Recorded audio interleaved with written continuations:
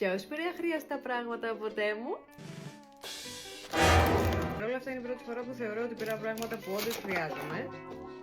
Όπως ένα σπασμένο τέτοιο. Μία φραπεδιέρα. Και νάτι. Θέλει μπαταρίες. Πάντως είναι όμορφο. Next. Επειδή έγινε η βασίλισσα των Hitless Girls, αποφάσισα να γίνω και τον Hit with Girls.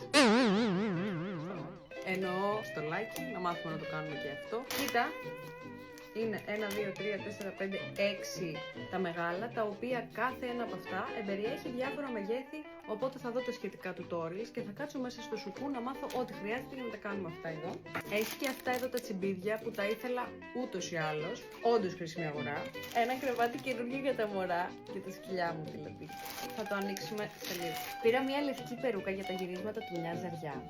Γιατί εκεί είμαι druid half elf και ήθελα να έχω ένα πάρα πολύ μακρύ λευκό μαλλί. Είναι πάρα πολύ ωραία, όπως όλες οι περούκες που έχω πάρει ποτέ μου.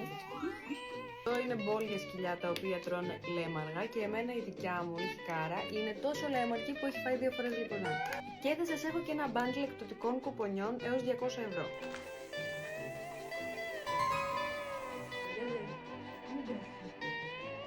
Success!